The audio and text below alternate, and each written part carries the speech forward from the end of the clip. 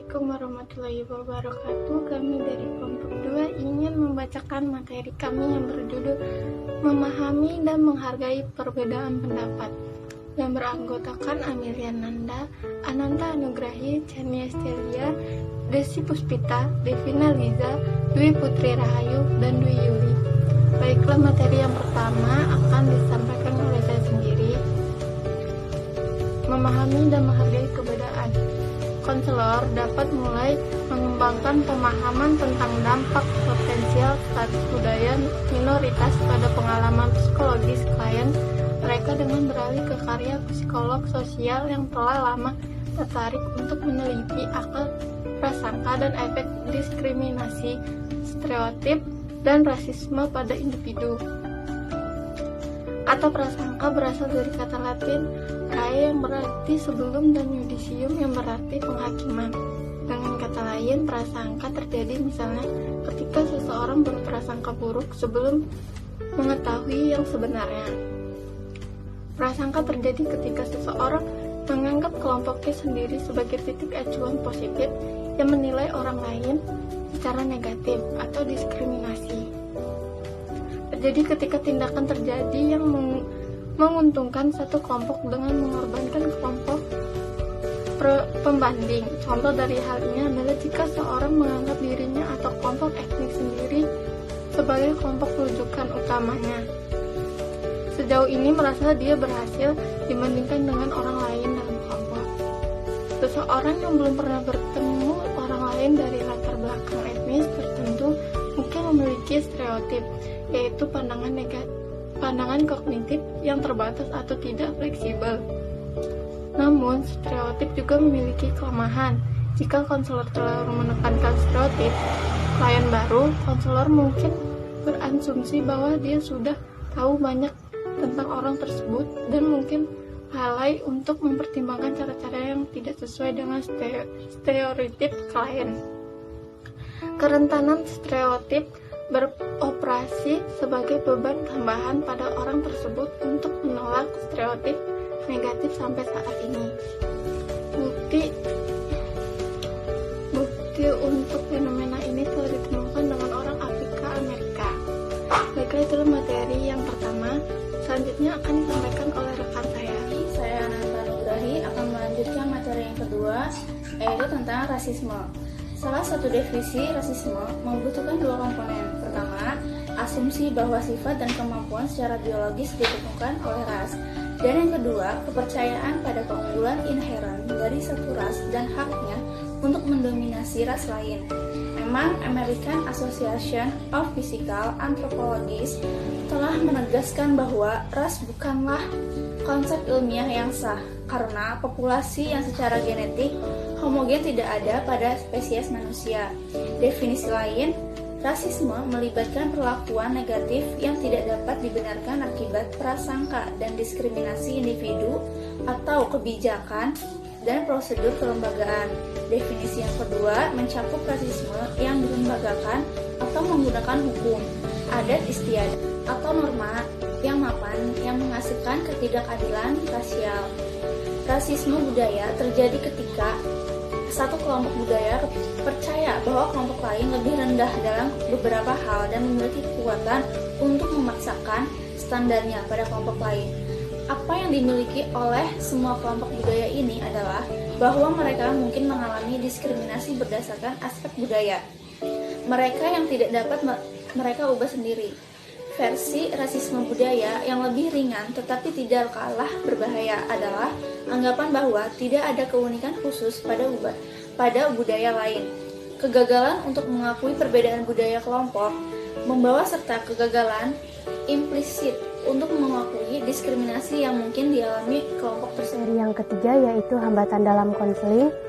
Dari penggunaan pertama budak dalam penjajahan Amerika Utara pada tahun 1600-an, pertempuran hukum modern atas penggunaan tindakan afirmatif dalam pengaturan pendidikan dan pekerjaan, kepercayaan rasis telah tertanam dalam masyarakat Amerika Serikat. Psikolog Amerika sebagai bagian dari masyarakat itu telah sangat terpengaruh, baik disadari ataupun tidak disadari. Masyarakat Galton yang menafsirkan data ilmiah untuk mempromosikan kepercayaan politik dalam inferioritas genetik beberapa ras. Organisasi-organisasi ini mendukung praktik-praktik seperti sterilisasi narapidana dan orang-orang tentang kesejahteraan dan membatasi imigrasi oleh orang-orang yang merupakan anggota kelompok etnis yang dianggap inferior secara intelektual. Pekerjaan psikolog ini membantu pengesahan Undang-Undang Imigrasi tahun 1917 yang sangat membatasi jumlah imigran dari negara-negara Eropa Selatan. Misalnya Goddard, seperti yang dijelaskan dalam The Science and Politics of IQ, menguji imigran di Pulau Ellis dan menemukan bahwa 83% politik orang Yahudi dan 80% orang Hongaria serta 79 orang Italia dan 87% orang Rusia mengalami keterbatasan mental. Dari mereka itu menegaskan bahwa warna tidak membuat perbedaan sama sekali. Bagi mereka dalam penilaian, tujuan perencanaan, perawatan, komunikasi klien atau pemilihan keterampilan konseling itulah yang sangat penting. Konselor ini berasumsi bahwa modifikasi budaya tidak diperlukan atau tidak tersedia atau tidak dapat melakukannya.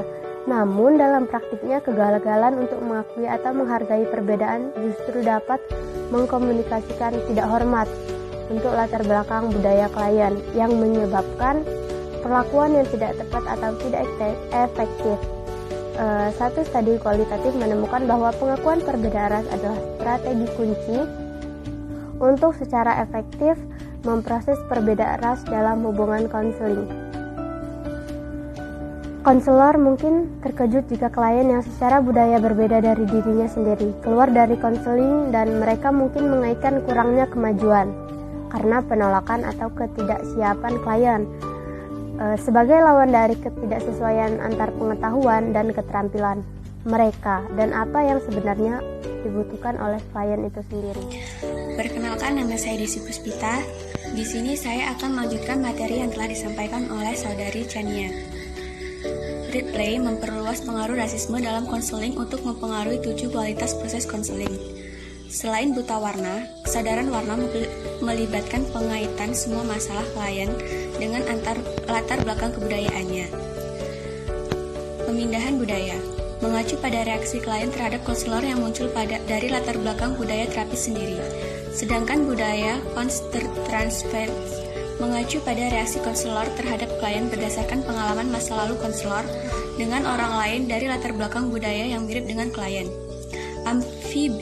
Ambivalensi budaya terkait dengan paternalisme konselor.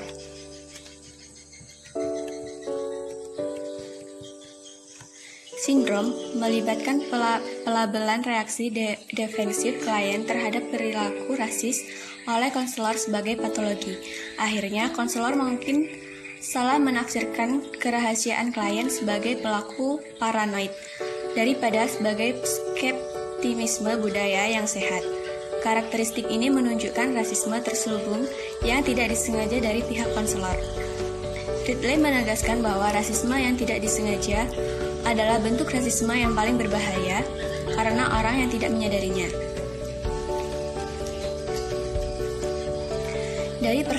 Dari perspektif lain tentang hambatan budaya dalam konseling, Su dan Su pada tahun 2003 mengelompokkan aspek umum konseling yang dikembangkan dari perspektif Eropa menjadi 3 kategori utama yang perlu dipertimbangkan oleh konselor.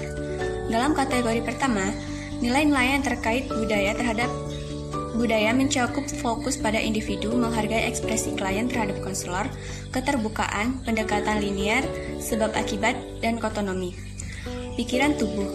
Kategori kedua, nilai terikat kelas, mencakup kepatuhan pada jadwal waktu, tidak terstruktur, pemecahan masalah eksplorasi, dan tujuan jangka panjang. Perbedaan kelas sosial mempengaruhi banyak aspek jangka panjang. Perbedaan kelas sosial mempengaruhi banyak aspek kehidupan klien, termasuk pola makan, disiplin, dan praktikum mengasuh anak kehidupan klien. Serta bagaimana konselor dapat bereaksi terhadap klien. Perkenalkan, nama saya Devina Liza Kurnia. Di sini saya akan melanjutkan materi yang selanjutnya, yaitu mengembangkan kesadaran budaya. Semua konseling bersifat lintas budaya. Konseling tidak terjadi dalam ruang hampa. Hubungan yang muncul antara konselor dan klien merupakan cerminan dari nilai-nilai yang lebih besar dalam masyarakat. Pandangan dunia setiap peserta dalam proses konseling dibentuk oleh realitas sosiopolitik, historis, dan terkini di Amerika Serikat. Mengakui pengalaman rasisme dan diskriminasi, serta keadaan istimewa dan kekuasaan dalam hubungan konseling dianggap penting untuk proses tersebut. Untuk konselor, tugas awal dan berkelanjutan melibatkan pemeriksaan asumsi, nilai, dan bias seseorang. Tidak mempelajari rasisme adalah langkah pertama yang harus diambil oleh seorang konselor dalam mengembangkan kesadaran. Bahkan pertama-tama pengakuan dan prevalensi rasisme budaya di Amerika Serikat, dan kemudian mulai memahami prasangka seseorang terhadap mereka yang dalam beberapa hal berbeda secara budaya. Proses emosional serta kognitif dan seringkali difasilitasi oleh latihan pengalaman untuk meningkatkan kesadaran diri. Beberapa latihan seperti itu disertakan dalam bab ini sebagai contoh untuk Anda pilih. Ketika konselor berhadapan langsung dengan rasisme budaya mereka sendiri, itu mungkin pengalaman yang sangat mengganggu. Kebanyakan orang tidak sengaja mendiskriminasi orang lain. Perasaan marah, bersalah, sedih, atau bingung tentang partisipasi pribadi dalam rasisme budaya mungkin membebani untuk sementara. Seorang konselor dapat mencari orang dan pengalaman dalam kehidupan pribadinya yang meningkatkan keterpaparannya pada budaya lain. Ini dapat melibatkan seluruh spektrum perilaku, seperti pergi ke bioskop dan restoran, menjadi bagian dari acara dan perayaan komunitas, membaca novel, meningkatkan perjalanan, dan mengembangkan persahabatan baru. Ciri khas seorang konselor yang asik dalam tingkat kesadaran budaya ini adalah bahwa pengalaman multikultural disambut sebagai lawan yang dipaksakan atau hanya ditoleransi. Ini menyiratkan bahwa konselor pada tahap ini dapat menerima pandangan dunia lain sebagai hal yang sah, meskipun tidak menganut pandangan dunia tersebut. Selanjutnya yang E, klien konseling yang pernah menjadi subjek diskriminasi. Klien yang menyadari bahwa mereka telah mengalami diskriminasi rasial, pelecehan seksual, atau rasisme budaya dalam bentuk lain dapat dirujuk atau mencari bantuan dari seorang konselor. Diskriminasi memiliki banyak efek pada individu. Klien mungkin mengalami perasaan tidak berdaya atau marah. Pelecehan seksual adalah salah satu contoh diskriminasi dan merupakan penyalahgunaan kekuasaan yang memalukan. Korban cenderung tidak melaporkannya. Hal yang sama mungkin berlaku untuk bentuk diskriminasi lainnya. Menurut Kos, korban seringkali tidak menganggap dirinya sebagai seorang korban. Mereka mungkin tidak ingin mengakui hilangnya bentuk dan harga diri dan pengalaman negatif tersebut. Dan mereka mungkin tidak ingin membandingkan diri mereka dengan individu lain yang terstigma. Rekomendasi untuk perawatan korban diskriminasi perempuan yang telah dilecehkan secara seksual yang dijelaskan oleh Kos. Yang pertama, tegaskan perasaan korban. Yang kedua, memberikan informasi. Yang ketiga, ekspresikan kemarahan dengan aman. Yang keempat, pantau dampak dari diskriminasi. Yang kelima, sediakan tempat untuk berduka atas kehilangan, membangun keyakinan baru. Yang keenam, tawarkan harapan. Konselor tidak perlu memberikan hukuman, tetapi menawarkan pilihan, termasuk pemulihan hukum, membantu memberdayakan korban. Baiklah, saya akan membacakan materi selanjutnya. Sekalipun klien tidak menyadari bahwa dia telah mengalami diskriminasi, hasilnya dapat memberikan dampak psikologis yang besar. Boden telah mencatat dalam bekerja dengan lesbian yang cacat bahwa ketika perbedaan dialami sebagai cacat itu menghasilkan rasa malu, membenci diri sendiri, dan takut terekspos.